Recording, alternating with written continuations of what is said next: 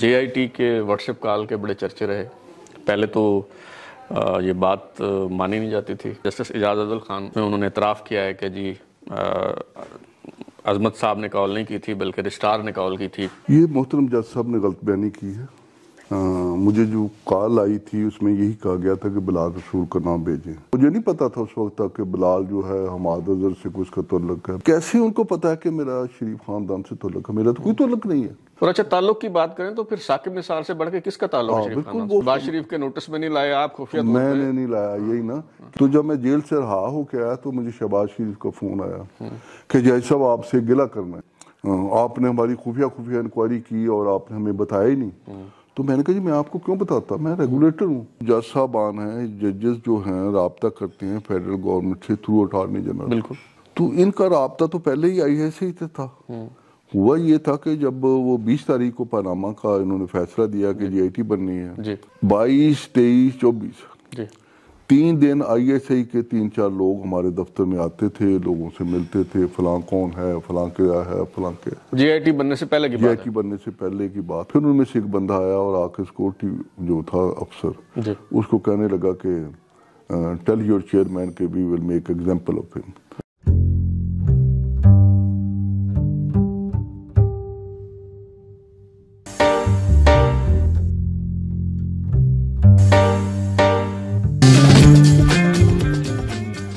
Pod cost with بلال غوری میں خوش آمدید.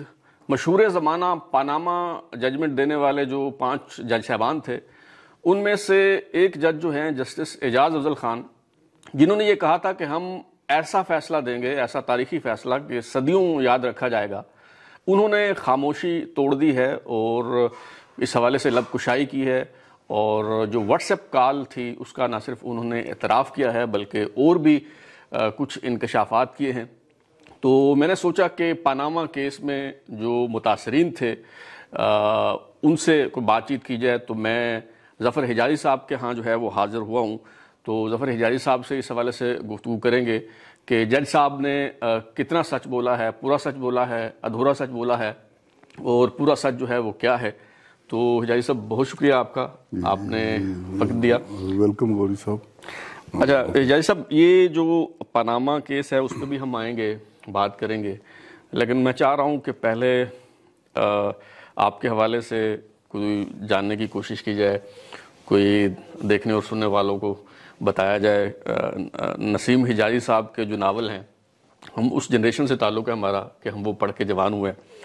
تو غالباً شریف حسین ان کا نام تھا, اور محمد شریف. تو وہ ان سے آپ کا کیا رشتہ اور ناطہ ہے, آپ کا اپنا خاندانی کیا پس منظر ہے, اور اپنے بارے میں کچھ بتائیے.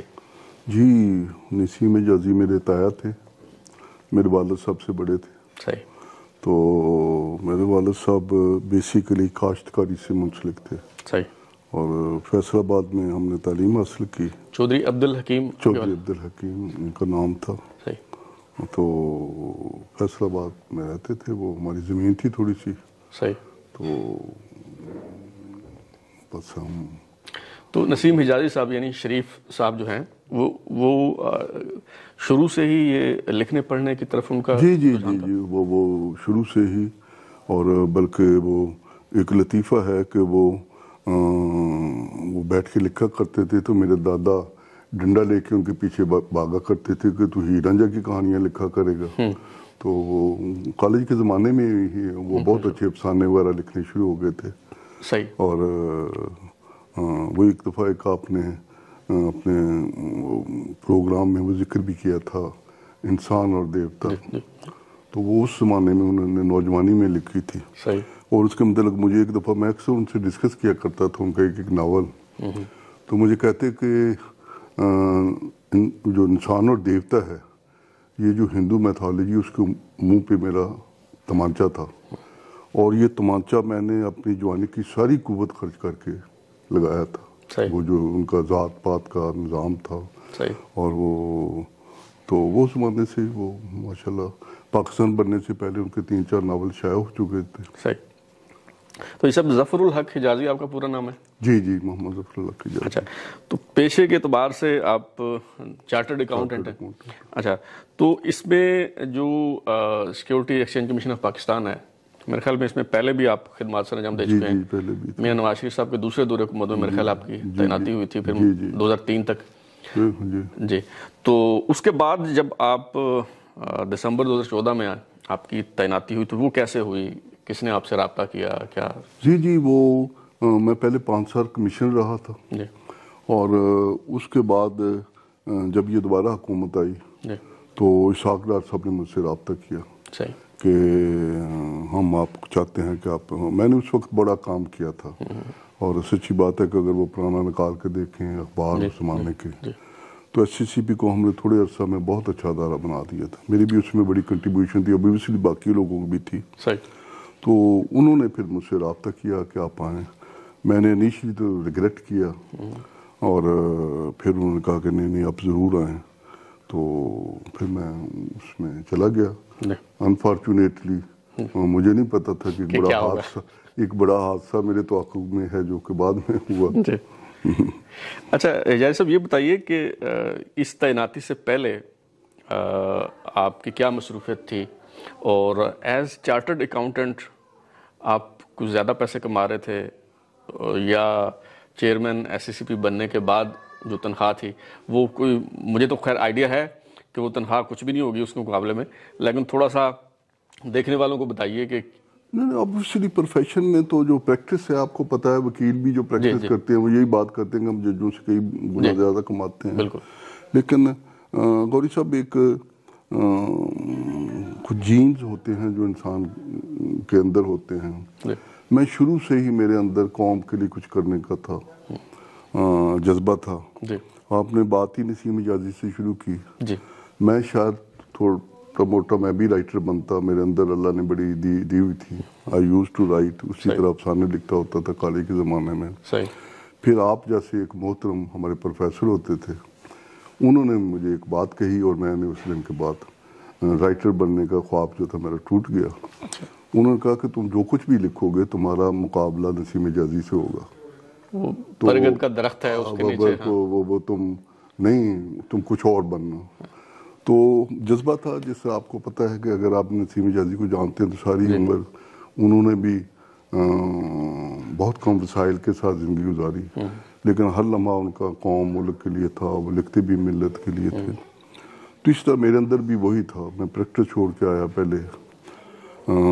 پھر بعد میں جب میں 2003 سے بعد میں نے کچھ نہیں کیا. اس کی وجہ یہ تھی کہ میرا یہ ایمان تھا کہ میں جس اپنا کارپوریٹ سیکٹر کو اور وہ سیکورٹیز مارکیٹ کو ریگولیٹ کرتا رہوں اور وہاں میں جا کے جاب کروں، یہ مجھے مناسب نہیں ہے. کنفلکٹ آف انٹرسٹ ہوگا. نہیں ویسے ہی جس ایک جج کو آنریبلی گھر میں بیٹھ جانا چاہیے. تو میں نے کچھ نہیں کیا پھر اس زمانے میں. I lived with my savings, جو بھی تھا اللہ میاں نے کوئی نہ کوئی سبب بناتا رہتا ہے. تو اس کے بعد بھی میں نے کچھ نہیں کیا اور بس یہی تھا. میں تو کچھ لے کے اللہ کے پاس جاؤں گا تو یہی ہوگا. میں اپنے بچوں کو بھی کہتا رہتا ہوں کہ میں نے آپ کے لیے کچھ نہیں کیا، لیکن میں بڑا مطمئن ہوں کہ میں نے اپنی زندگی میں جو کر سکتا تھا اس قوم ملک کے لیے. تو یہی ہے ہمارے پاس. صحیح. اچھا حجازی صاحب، جے آئی ٹی کے واٹس ایپ کال کے بڑے چرچے رہے. پہلے تو یہ بات مانی نہیں جاتی تھی، انکار کیا جاتا تھا. اب چلیں یہاں تک تو آئے کہ جسٹس اعجاز افضل خان ان کے حوالے سے ایک سٹوری آج شائع ہوئی ہے دا نیوز میں، جنگ اخبار میں، اور اس میں انہوں نے اعتراف کیا ہے کہ جی عظمت صاحب نے کال نہیں کی تھی بلکہ رجسٹرار نے کال کی تھی. اور انہوں نے کہا جی کال ہم نے اس لیے کی کہ ظفر حجازی صاحب جو ہیں وہ چیئرمین ایس سی سی پہ تھے اور ان کا میاں نواز شریف صاحب اور ان کے خاندان سے بڑا تعلق تھا، تو ہمارا خیال تھا کہ وہ تحقیقات پہ اثر انداز ہوں گے، تو اس لیے ہم نے کال کی تھی، لیکن ہم نے یہ نہیں کہا تھا کہ بلال رسول صاحب کو لگا دیں. یہ محترم جج صاحب نے غلط بیانی کی ہے. یہ تو اخباروں میں بھی شائع ہو چکا ہے. اس زمانے میں پوری طرح شورا ہو گیا تھا. مجھے جو کال آئی تھی اس میں یہی کہا گیا تھا کہ بلال رسول کا نام بھیجیں. صحیح. اور جو میں نے خط جو آپ میں کال رجسٹرار کی آئی تھی. کال رجسٹرار کی آئی تھی، اور میں نے پھر جو جواب میں خط لکھا تھا اس میں نے لکھا تھا کہ مجھے کال میں آپ رجسٹرار صاحب آپ نے یہ کہا ہے وہ الفاظ سے کہ آپ کے لیے ڈائریکشنز ہیں کہ آپ بلال رسول کا نام بھیجیں. صحیح. تو ہوا تھا اور سب یہ تھا کہ میں بلال رسول کا نام کو انٹینشنلی ودہولڈ نہیں کیا تھا. صحیح. ہوا یہ تھا کہ میں بہت ٹرانسپیرنٹ انداز میں کام کرتا ہوں. تو جب یہ پاناما ججمنٹ آئی جس میں یہ تھا کہ جی وہ فلاں فلاں ادارے کے لوگ نامینیٹ کریں گے، تو میں نے کہ کمیشن کی میٹنگ میں کہا کہ ہم اچھے جو ڈسکس کریں کہ کون سے اچھے ہمارے بریلینٹ آفیسرز ہیں، کیونکہ جب ہمارا بندہ وہاں جائے گا تو ہر ادارے کی ایک اپنی عزت ہوتی ہے، اس کو ریپرزینٹ کرے گا، وہ ریپرزینٹ کرے گا، وہ شوڈ بی کیپیبل انف. جی. تو ہم نے 8 لوگوں کو کیا، شارٹ لسٹ کیا. بلال کا صرف اس لیے نہیں کیا کہ وہ سیکٹری ٹو کمیشن تھا، اس میٹنگ میں بیٹھا ہوا تھا، نہ اس طرف ہمارا دھیان گیا، بلکہ وہ تو ہم سمجھتے تھے کہ ہمارے کمیشن کا حصہ ہے، وہ میٹنگ میں موجود تھا جس کے سامنے یہ سارا ڈسکس ہوا. تو 8 کا شارٹ لسٹ کیا. تو 8 میں سے میں نے 3 بھیجے، جس کے بعد یہ مجھے آئی کال کہ 2 اور بھیجیں، لیکن اس میں بلال کا بھیجیں کیونکہ اس لسٹ میں بھی نام نہیں تھا. ورنہ مجھے نہیں پتا تھا اس وقت تک کہ بلال جو ہے حماد اظہر سے کچھ کا تعلق ہے. میں نے تو نہ کسی کی سیاسی وابستگی دیکھی، نہ میں نے ان میں کون اچھا کام کرنے والے ہیں جو سمجھتے ہیں لا کو، اس حساب سے بھیجا تھا. تو انہوں نے پھر اس کا تو وہ تو بعد میں پتہ لگا کہ وہ حماد اظہر کا تھا. لیکن یہاں ایک سوال بڑا بریلینٹ ایک آج بچے نے اڑایا ہے، میں ابھی ٹویٹ پڑھ رہا تھا جی. اس نے کہا کہ یہ ساری جو جج صاحب کی گفتگو ہے اس میں وہ نیت کی بات کر رہے ہیں کہ حکومت کی نیت نہیں تھی اور خراب تھی تو ہماری نیت ٹھیک تھی. تو یہ نیتوں کا فیصلہ کون کرے گا؟ اور ان کی نیت تو بڑی ظاہر ہو گئی ہے. اور دوسری جو انہیں جج صاحب سے ان سے انفارچونیٹ کہ ان سے وہ اگر ان کو فخر کو پوچھنا چاہیے تھا جی کہ کیسے ان کو پتا ہے کہ میرا شریف خاندان سے تعلق ہے. میرا تو کوئی تعلق نہیں ہے، میرا اسحاق ڈار سے ضرور تعلق ہے اور میں نے کبھی چھپایا بھی نہیں، اور پروفیشنل تعلق ہے ہمارا. اور اچھا تعلق کی بات کریں تو پھر ثاقب نثار سے بڑھ کے کس کا تعلق ہے شریف خاندان سے؟ بالکل وہ میرا پروفیشنل تعلق تھا، وہ پروفیشنلی مطلب وی ور ان نون ٹو ایچ ادر. پھر ایک دفعہ ہم ملے، ہمارے پھر اس کے درمیان ہمارے ملاقات ہونے لگی، جس طرح 100 اور چارٹرڈ اکاؤنٹنٹ ہوں گے جن کے ڈفرینٹ جگہ پہ ہوتی ہیں. تو ان کے خیال میں اچھا کام کرنے والا ہوں گا یا دیانتدار بندہ ہوں گا یا کوئی اور بات ہوگی. تو میرا شریف خاندان سے نہ آج تک میری ان سے کبھی ملاقات ہوئی، نہ میرا کوئی کچھ ہوا. بلکہ اگر میرے سے اتنا تعلق ہوتا تو آپ کو پتا ہے کہ جب یہ سارا فساد ہوا تو انہوں نے فوراً مجھے سسپینڈ کر دیا تھا. میں نے تو آج تک گلہ ہی نہیں کیا کسی سے، مجھے وہ چیئرمین SCCP بھی سسپینڈ کر دیا تھا. تو یہ دونوں ان کی باتیں. اچھا آپ یہ کہہ رہے ہیں یعنی چیئرمین SCCP بننے سے پہلے آپ کی میاں نواز شریف صاحب سے کوئی کبھی نہیں ملاقات ہوئی؟ کوئی آفیشیل میٹنگ میرا خیال اس زمانے میں تو کمشنر کے طور پہ بھی نہیں ہوئی تھی. صحیح. ایک دفعہ 1995-96 میں میری ملاقات ہوئی تھی ایک دوست کے ہمراہ، جب وہ حکومت میں نہیں ہوتے تھے. تو میں تو اتنا کوئی سوشل آدمی بھی نہیں ہوں، نہ میں ابھی بھی. سچی بات ہے کہ یہ حکومت میں آدھے لوگ میرے واقف ہوں گے because of my that position, لیکن میں نے تو کبھی نہ کسی سے رابطہ کیا، نہ میں اپنے گھر میں ہوں. اچھا یہ بات میں نے بعد میں پوچھنی تھی لیکن چونکہ بات ہو گئی ہے تو میں پہلے پوچھ لیتا ہوں. آپ نے اتنا کچھ سہا، بڑی زیادتی ہوئی آپ کے ساتھ، جب آپ بری ہو گئے تو میاں صاحب نے کبھی کال کی آپ کو کہ جائی صاحب آپ کے ساتھ بڑی زیادتی ہوئی ہے اور ہماری وجہ سے ہوئی ہے؟ نہیں کبھی نہیں مجھے کال کی انہوں نے. اور جب میں جیل سے فارغ ہو کے آیا تھا تو جب میں جیل میں تھا تو انہوں نے پھر ایک اور سکینڈل شروع کیا تھا. وہ سکینڈل یہ تھا کہ میٹرو جو ملتان ہے اس کے اندر بہت بڑی منی لانڈرنگ ہوئی ہے، فراڈ ہوا ہے، اور وہ شہباز شریف نے پتہ نہیں وہ کیا ہے. شہباز شریف کی کوئی کمپنی کا نام تھا، یہ کیا تھا؟ جی شہباز شریف کا نام یہ تھا غوری صاحب کہ یہ ہمیں چائنیز جو ریگولیٹر ہیں جس طرح یہاں SCCP ہے، ان کا ایک لیٹر آیا کہ یہ ایک کمپنی ہے ہماری، انہوں نے کوئی ریسیٹس ڈکلیئر کی ہیں ملتان میٹرو کے حوالے سے اور اس میں شریف فیملی کا کوئی تعلق ہے. صحیح. تو میں نے اس کی خفیہ انکوائری کرائی. صحیح. خفیہ انکوائری ساری کرا کے سارے ان کو بھیج دی اور اس سے وہ تعلق نہیں ثابت ہوتا تھا. وہ اس کمپنی نے کوئی کیا تھا, جعلی ٹرانزیکشنز کی تھی کہیں اور سے, پیسے جس طرح منی لانڈرنگ کرتے ہیں شو کر دیا تھا کہ یہاں سے کام کیا. کام انہوں نے کیا ہی نہیں تھا. میں نے ساری انکوائری کر کے, تو جو آپ نے سوال پوچھا شہباز شریف کے نوٹس میں نہیں لایا آپ خفیہ؟ میں نے نہیں لایا, یہی نا, کسی کو نہیں میں نے پتہ لگنا دیا, سارا پتہ کر کے. تو جب میں جیل سے رہا ہو کے آیا تو مجھے شہباز شریف کا فون آیا کہ جج صاحب آپ سے گلہ کرنا ہے کہ آپ نے ہماری خفیہ انکوائری کی اور آپ نے ہمیں بتایا ہی نہیں. تو میں نے کہا جی میں آپ کو کیوں بتاتا, میں ریگولیٹر ہوں, اگر آپ کا اس میں نام ہوتا تو ایشور یو کہ میں ضرور بھیجتا کہ ان کا نام ہے. تو میں تو اس کے علاوہ نہ کبھی کسی نے ہوئی, نہ نواز شریف سے بھی آفیشیلی کبھی ملاقات ہوئی. اس زمانے میں کبھی اسٹاک ایکسچینج میں, کبھی کیبنٹ میٹنگ میں جاتے تھے, کبھی وہ قانون شنون جو ہوتے تھے. یعنی chairman S C C B کے طور پہ ملاقات ہوئی آفیشیل میٹنگ؟ جی آفیشیلی, اور کبھی نہیں وہ میرا ذاتی تعلق تو کبھی نہیں رہا ان لوگوں سے. اچھا یہ بتائیے کہ یہ جو جج صاحبان ہیں یہ بلال رسول پہ کیوں اصرار کر رہے تھے؟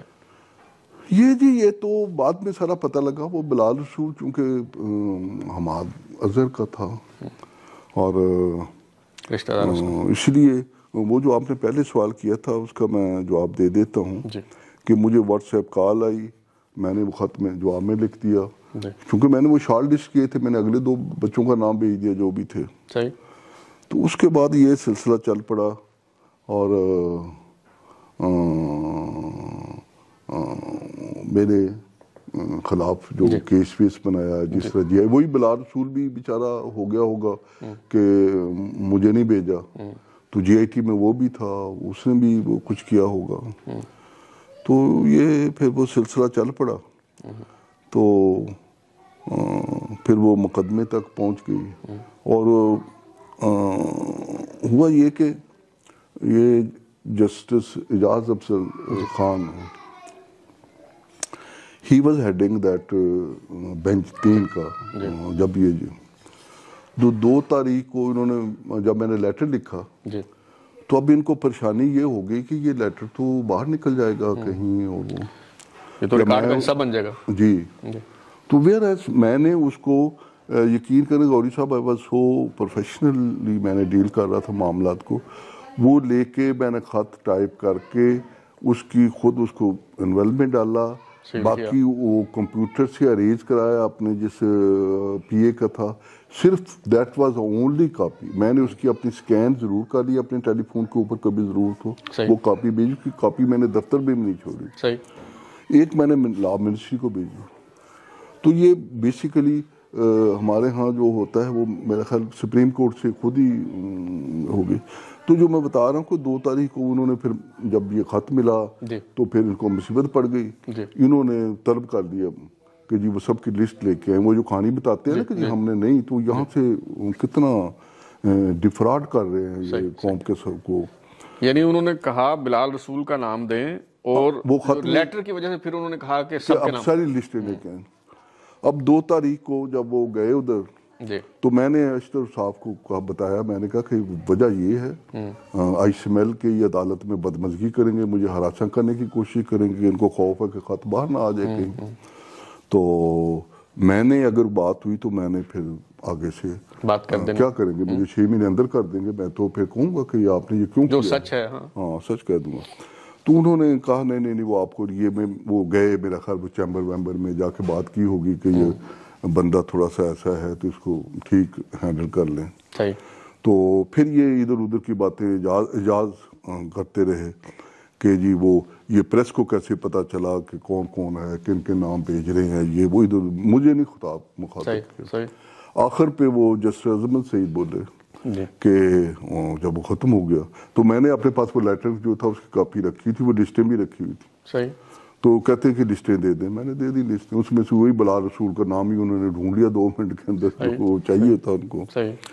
تو عظمت سعید کو مخاطب اشرف صاحب کو ہو کے کہنے لگے کہ وہ اپنا یہ جو the person standing behind you has created problem, تو وہ بات تو، لیکن کوئی جرنلسٹ نے نہ مجھ سے پوچھا نہ کہ بات کیا کہہ گئے ہیں بٹوین دا لائنز، لیکن انہوں نے کہہ دی بات. ہاں بالکل، انہوں نے کہنے نہیں یہ جنرل مین یہ وہ وغیرہ.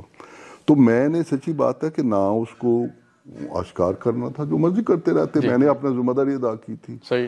وہ ہوا یہ کہ کسی طریقے سے وہ خط پہنچ گیا انصار عباسی صاحب کے پاس. انہوں نے مجھے فون کیا، مجھے کہتے کہ میرے سامنے وہ خط پڑا ہوا ہے، یہ سب صرف میں آپ سے پوچھنا چاہتا ہوں، تصدیق کرنا چاہتا ہوں، صحافی کے طور پہ پروفیشنل میری رسپانسبلٹی ہے. تو میں نے کہا جی اگر سامنے پڑا ہوا تو سمجھ لیں گے. پھر میں نے لکھا ہے. پھر وہ چھپ گیا. اس کے بعد میرے بیٹے کو مارا، جو کیا، اور میرا بھی پیچھا کرتے رہے. لیکن میں نے کبھی وہ پریس ویس میں آ کے نہ بیٹے کا ذکر کیا نہ دوسرا کیا. الحمدللہ فیس اٹ. تو پھر بھی تسلی نہ ہوئی.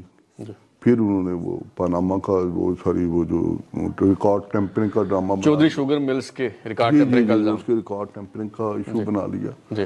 تو وہ نہ ہوتا کوئی اور بنا لیتے. وہ تو دے ور بینٹ اپون. اور سچی بات ہے کہ انہوں نے جو تاثر دینے کی کوشش کی ہے، افسوس ہوتا ہے کہ بندہ پھر خاموش ہو جائے. آپ اتنا قوم کی آنکھوں میں دھول جھونکنے کی کوشش کرتے ہیں، پھر اس ابھی بھی آپ کا ضمیر نہیں جاگا کہ آپ نے کیا کیا تھا. آپ کو پتہ نہیں کہ وہ خط لکھا گیا تھا، اخباروں میں شائع ہو رہا تھا، پروگرام ہو رہے تھے کہ جی وہ واٹس ایپ کال شو.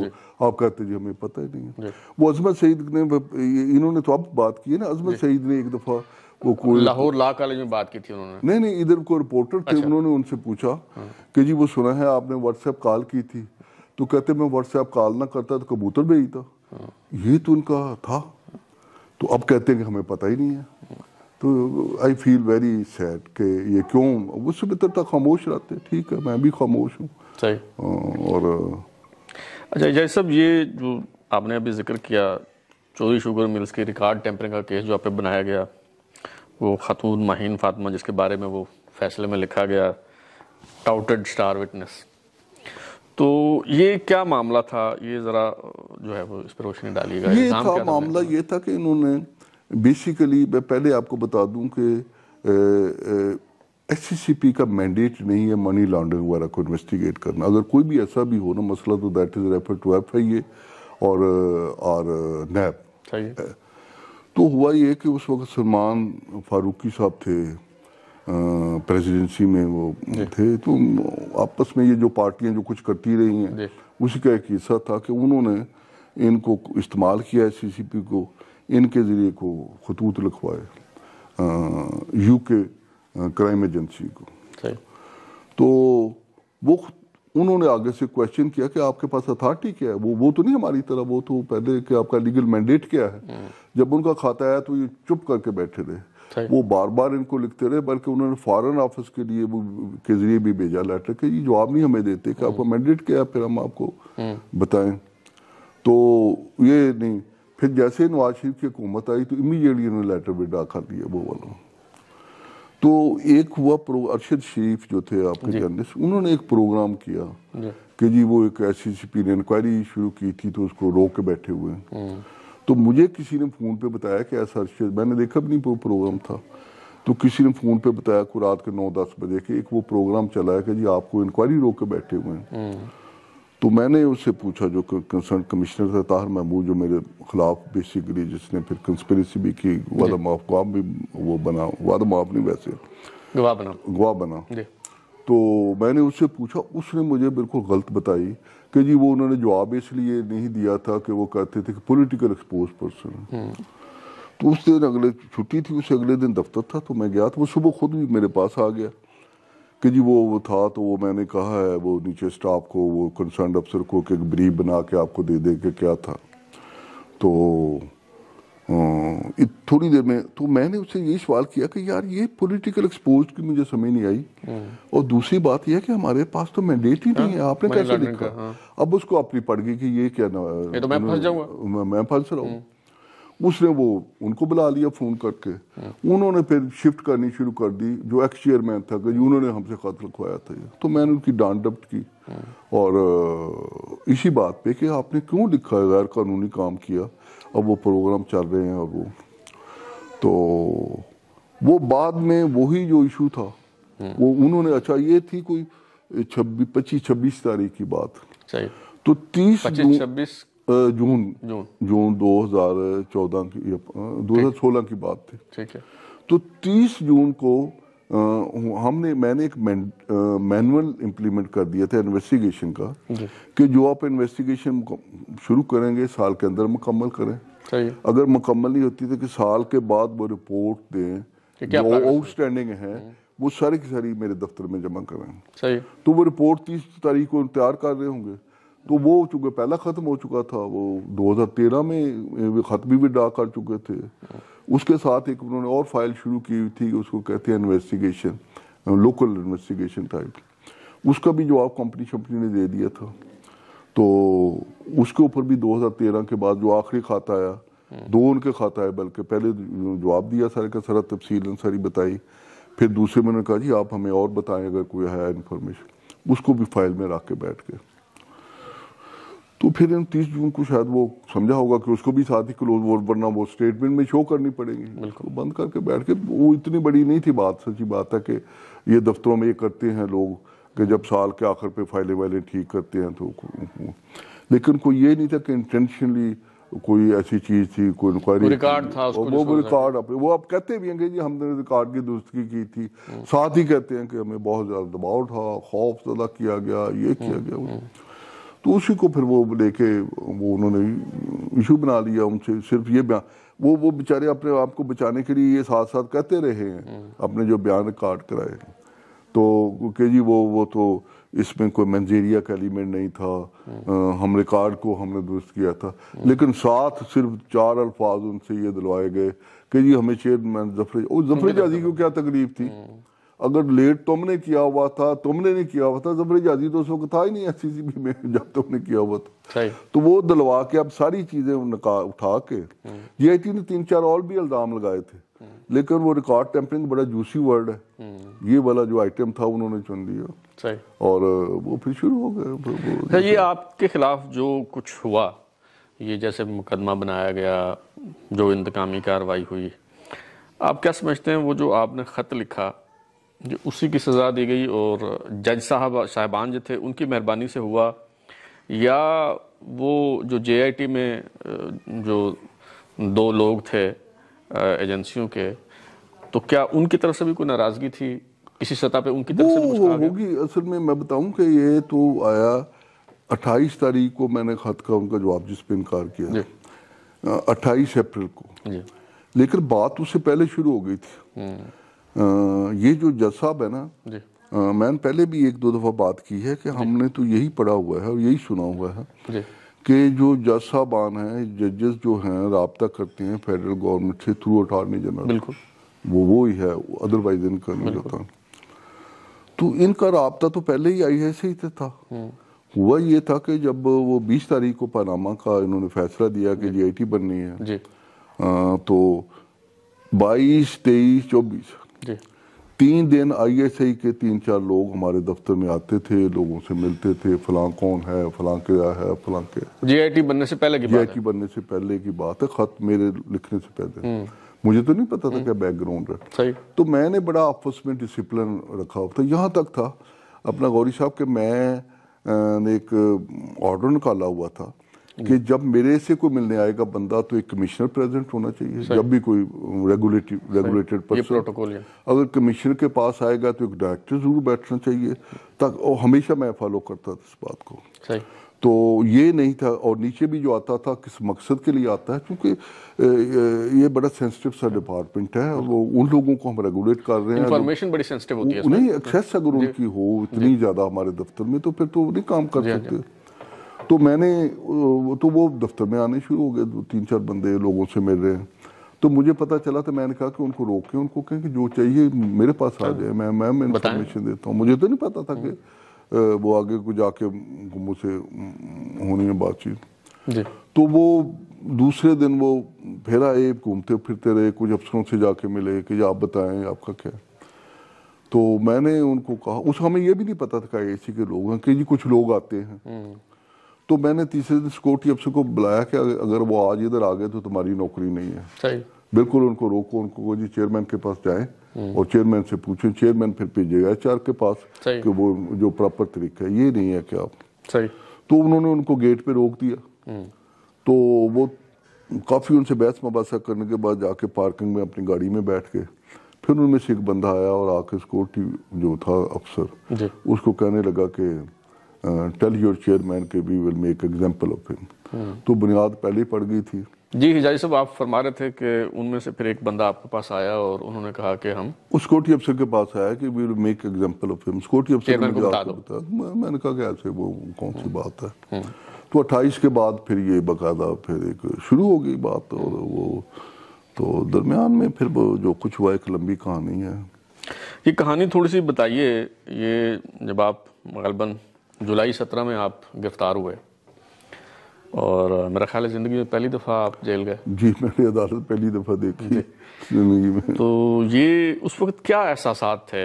ظاہر ہے جس بندے نے سرو کیا ہو اور اس کا صلہ پھر اس طرح سے ملے، فیملی کے لیے بھی بڑا مشکل مرحلہ ہوگا. آپ کے اپنے کیا احساسات تھے؟ کیا کیا فیس کرنا پڑا آپ کو؟ اصل میں اپنا میں پراپر ایکسپلین نہیں کر سکتا. جی اللہ میاں نے مجھے بڑا خوف کی حالت میں مجھے بہت پرسکون ایسے ہوتے جو مشکل اللہ میاں نے مجھے فطرت دی ہے. جی ایک تو مجھے یقین نہیں تھا کہ کوئی بھی عدالت یہ کام کر سکتی ہے. صحیح. سمجھے نا. ہائی کورٹ میں گیا تو میرا خیال تھا کہ ویری ہر کسی کو انڈرسٹینڈیبل ہے کہ جی یہ کیا بات ہوئی. اور وہ میں سمجھنے کی کوشش کر رہا تھا کہ یہ کیوں ہو رہا ہے، مطلب سارے کا سارا. یہ تو تھی کہ اصل میں غوری صاحب یہ ان لوگوں کا ٹارگٹ تھے اسحاق ڈار. اور وہ جو کہتے ہیں نا کہ شریف فیملی سے، تو اسحاق ڈار چونکہ وہ میں اس کو چھپاتا بھی نہیں ہوں کہ وہ سچی بات ہے کہ وہ دفتر بھی آتے تھے، اتنے وزٹ بھی کرتے تھے اور اتنا ہم نے کام بھی کیا، قانون اتنے بنائے، سب کچھ کیا. اور ظاہر ہے وہ وزیر خزانہ تھے تو وہ رابطہ رہتا بھی ہے. جی جی بہت فنانس منسٹری میں ایک مذاق چلتا تھا. وہ دیکھیں یہ جو کمپنی لا ہے سب سے بڑا قانون ہے یہ 503 اس کے سیکشن ہے.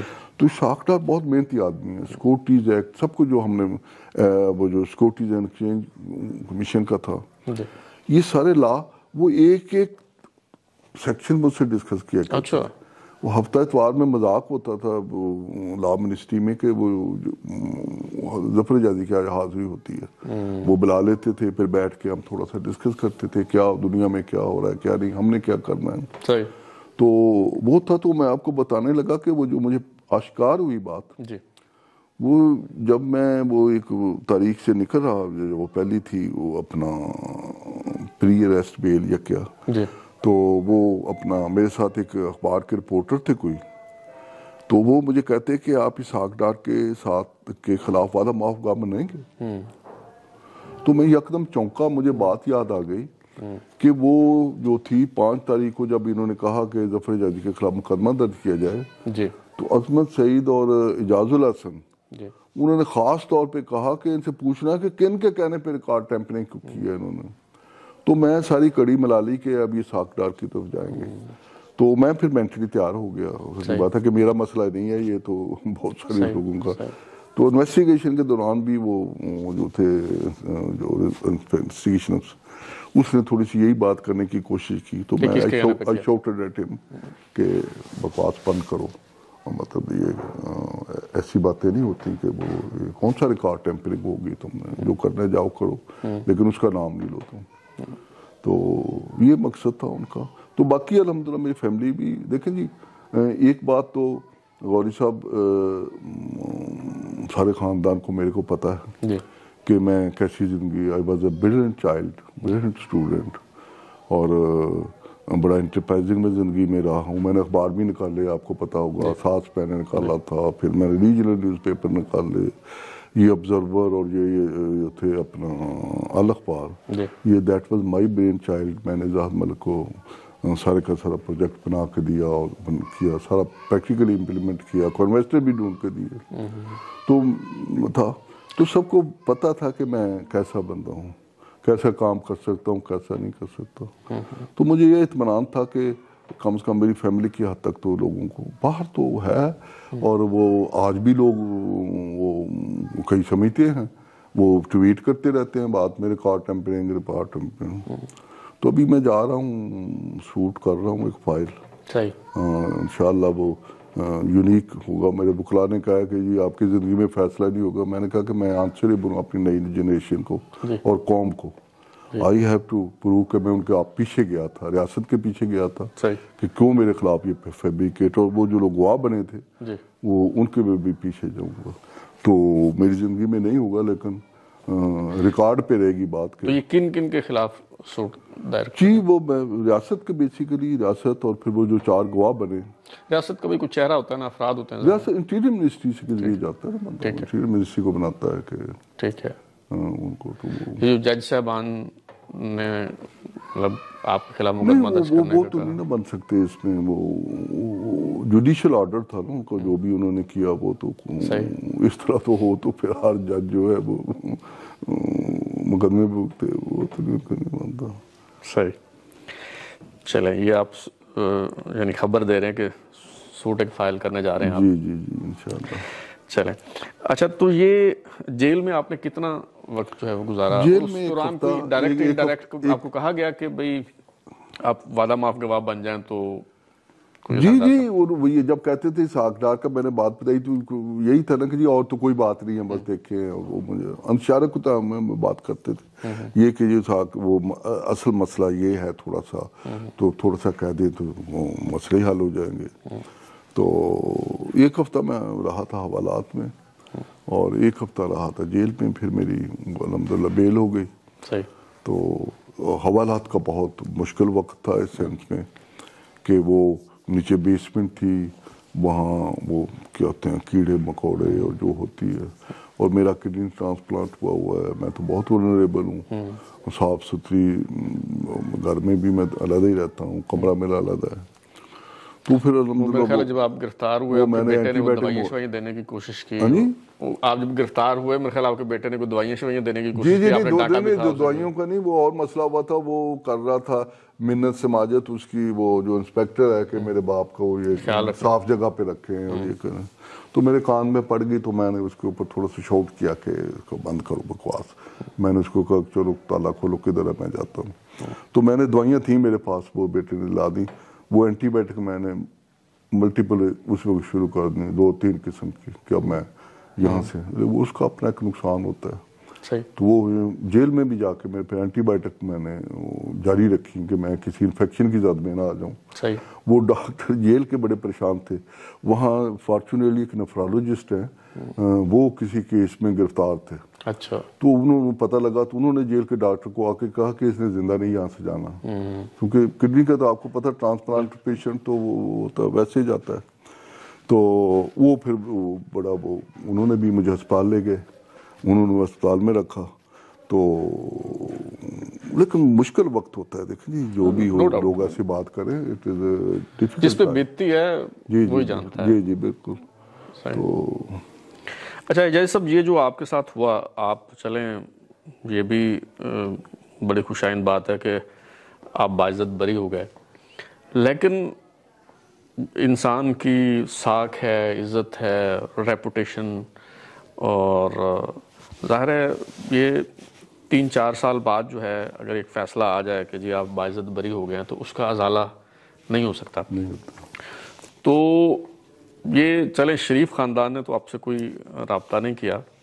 اسحاق ڈار صاحب کے ساتھ آپ کا تعلق تھا, انہوں نے کوئی ایکنالج کیا کہ بھئی آپ کے ساتھ؟ جی ان کو تو پتہ ہے, وہ بیچارے تو وہ مجھے 30-40 سال سے جانتے ہیں. سچی بات ہے کہ میرے پاس ایک ہی چیز ہے, وہ ہے میری انٹیگریٹی, میری اسٹریٹ فارورڈنس. اور ان کو بڑا تعصب ہے اس بات کا کہ جاتی ہوئی, اور ان کو یہ بھی پتا ہے کہ ان کو پھنسانے کے چکر میں مجھے سارا ان کو پتا تھا ان کو. تو وہ نہیں, یہ جو آپ نے کہا نا ڈیمیج تو بہت ہوتا ہے. میں کوئی 2 سال اپنے گاؤں نہیں گیا اس کے بعد جب مقدمہ تھا, تو ابھی بہت کام جاتا ہوں. مجھے نظر آتا ہے کہ لوگوں کے ذہن میں سوال ہیں بڑے. میرا والد بہت اصل میں جب ایک بیانیہ بنا دیا جاتا ہے نا, وہ خاص طور پہ جو سوشل میڈیا ڈیجیٹل میڈیا کے ذریعے ینگسٹرز کے ذہنوں میں ایک چیز گھسا دی جاتی ہے نا, اسے مٹانا, اس کو ٹھیک کرنا جی بڑا مشکل. میں آپ کو لطیفہ سنانے لگا ہوں نا تو وہ گاؤں کے سارے بزرگ جو تھے وہ والد صاحب تو فوت ہو چکے ہیں، تو وہ سارے بیچارے اکٹھے ہو گئے، تو ایک وہ ان سے بزرگ کہنے لگے کہ وہ کوئی نہیں پتر کوئی غلطی ہو ہی جاتی ہوں، مطلب دیٹ از اے پرسپشن جو بن جاتی ہے۔ تو میں نے ان کو سمجھایا کہ نہیں چاچا جی، نہیں غلطی نہیں میں نے کی، یہ ریاست کا یہ جھگڑا تھا، جھگڑا اور تھا، آپ کا پتر مفت میں رگڑا گیا ہے اس میں، ہاتھیوں کی لڑائی میں گھاس رگڑا گیا ہے، ایسی کوئی بات نہیں تھی۔ صحیح۔ یہ جب دوبارہ پی ایم ایل این کی گورنمنٹ آئی یا اس سے پہلے پی ڈی ایم کی گورنمنٹ تھی، ڈار صاحب واپس آئے، تو آپ کو کوئی کہا گیا کہ آپ دوبارہ کوئی خدمات سر انجام دیں کسی کیپیسٹی پہ؟ جی مجھے بہت کہا گیا، 6-8 مہینے تو میرے وہ، پھر جب یہ ہوا نا ختم اپنا ہونے لگا، تو جب ان کی وہ مجھے یاد ہے آپ نے شاید کہا کہ جب تک میں بری نہیں ہو جاتا۔ جی بالکل میرا یہی تھا، اور ویسے بھی میں سچی بات ہے کہ دیکھیں جی، میں نے زندگی میں جو کچھ کرنا تھا کر دیا، اس سے میں بہتر اب نہیں کر سکتا۔ تو پھر یہ آخر پہ مجھے کہنے لگے ایک چھوٹا سا ادارہ میں نے ہی بنایا تھا، آڈٹ اوورسائٹ بورڈ، کہ اس کو تھوڑا سا ریفارم کر دو، تو وہ میں نے اس کی بنا دیے، قانون شنون سب کو بنا دیے۔ تو میں کئی دفعہ ڈاکٹر صاحب سے کہا ہے کہ وہ ہو گیا ہے کام، وہ مجھے اجازت دے دے کہ میں، وہ پتہ نہیں مجھے اجازت نہیں دے رہے، کیوں نہیں دے رہے، میں اب یہ سوال بھی نہیں کرتا ان سے، اور ناراض ان کو میں کرنا نہیں چاہتا کہ اب زندگی آخری حصے میں آ کے تو میں لوگوں کو ناراض بھی کر دوں۔ تو وہ تھا، ان کی خواہش تو بہت تھی، اور سچی بات میں تھک بھی گیا ہوں۔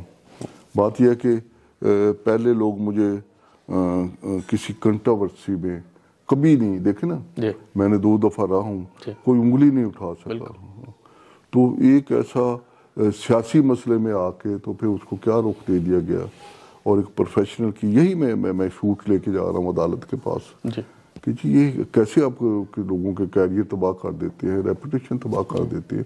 اصل میں نا غوری صاحب، اس ملک میں اس کیس کو جس طرف میں سپریم کورٹ تک جاؤں گا، مجھے پتہ ہے کہ کیسے میرا یہی زندگی رہی، تو یہ جھوٹے گواہوں کے خلاف یہ جو کھڑے کر لیتے ہیں، آج بھی یہ ایشو ہے نا، بالکل ہے، جھوٹے گواہ کھڑے کر لیے، اس کے بعد میں باعزت بری ہو گیا، وہ اپنے آرام میں گھر میں، کیوں بھائی تم لوگوں نے ایک بندے کی زندگی، اس کی ریپوٹیشن، اس سے کھیلے ہو تم لوگ۔ تو یہ سلسلہ بند ہونا چاہیے، سپریم کورٹ کو ادھر آنا چاہیے، یہ جو جیلوں کی ریفارم کر رہے ہیں بھائی، اس کو تو عدالتوں میں جو کچھ پہلے اپنا تو کر لیں، پہلے جھوٹوں کو تو پکڑو نا، ان کو خود تم انکریج کرتے ہو۔ مطلب میرے گھر میں گندگی ہو، غلاظت ہو، اور میں محلے کے چکر لگاتا پھروں، لوگوں کی انسپیکشن کرتا پھروں، پہلے اپنا گھر ٹھیک کروں، پہلے اس کو دیکھ۔ اور 72 میں نے پیشیاں بکتی، 8-10 وہ جو تھی ہائی کورٹ میں، اور ادھر لگا لیں 82 92، دیکھو کتنا بڑا، اور سارا دن جا کے وہاں بیٹھے رہنا، پھر آواز پڑ گئی، پھر کبھی کوئی گواہ نہیں آیا، کبھی کچھ نہیں آیا، یہ کیا سسٹم ہے؟ اچھا یہ سب آخری سوال، یہ ابھی بھی کچھ سیاسی کارکن جو ہیں وہ شکایت کرتے ہیں، گلہ کرتے ہیں کہ جی انسانی حقوق کی پامالی ہو رہی ہے، ریاستی جبر کا نشانہ بنایا جا رہا ہے۔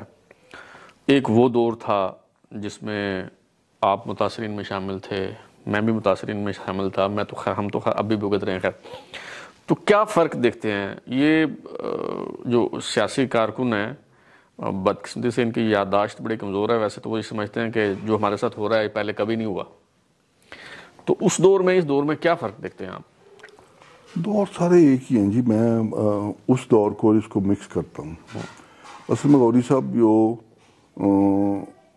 ابتدا ہوئی تھی اس وقت، اس کو میں کہتا ہوں بلیٹنٹ جو ہوتا ہے نا، ننگے ہو کے نظام جو ہے اپنے جبر کے اوپر اتر آئے، بالکل عدلیہ ننگی ہو کے آ کے نواز شریف کو ہٹانے کے اوپر اتر آئی تھی۔ اب وہی روایتیں وہ آگے چل رہی ہیں، آپ اس دور کو علیحدہ کریں، اس دور کو علیحدہ کریں تو پھر آپ اصل بات تک نہیں پہنچ سکتے۔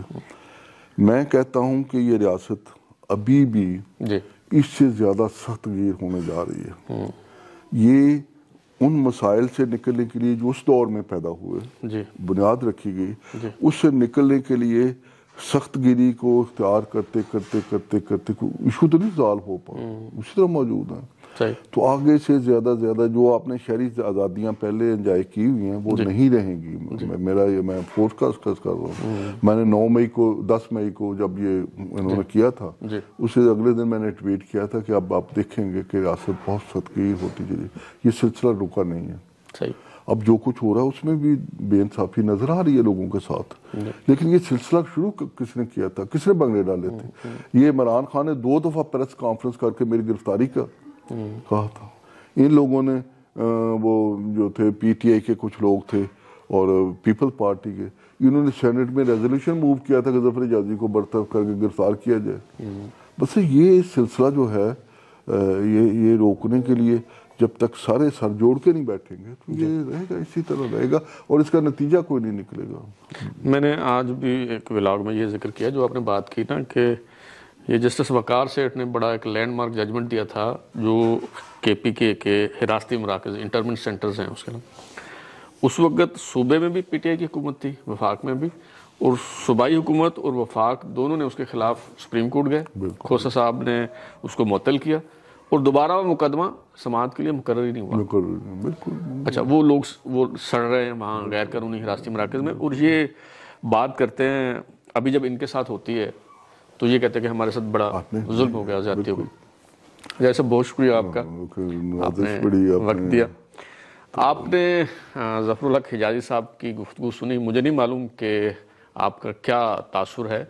مجھے تو بات کرنے کے بعد یوں لگ رہا ہے کہ جیسے نام بدل جاتے ہیں, چہرے بدل جاتے ہیں, نظام وہی رہتا ہے, جبر کا سلسلہ جو ہے وہ نہیں تھمتا, نہیں رکتا.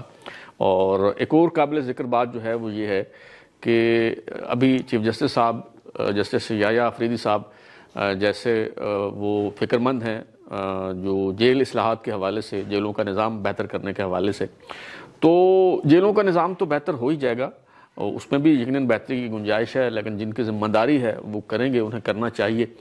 عدلیہ کی, جج صاحبان کی ذمہ داری یہ ہے کہ یہ ظفر حجازی صاحب جیسے لوگ جو ہیں کہ جن کو خام خواہ بے بنیاد مقدمات میں اور الزامات کے تحت جو ہے وہ پھنسا دیا جاتا ہے, ان کی زندگی بھر کی جمع پونجی, جو ان کی کریڈیبلٹی ہے, جو ان کی شہرت ہے, ریپیوٹ ہے, ساکھ ہے, وہ کمپرومائز ہو جاتی ہے اور وہ پھر ساری زندگی صفائیاں دیتے ان کی جو ہے وہ گزر جاتی ہے.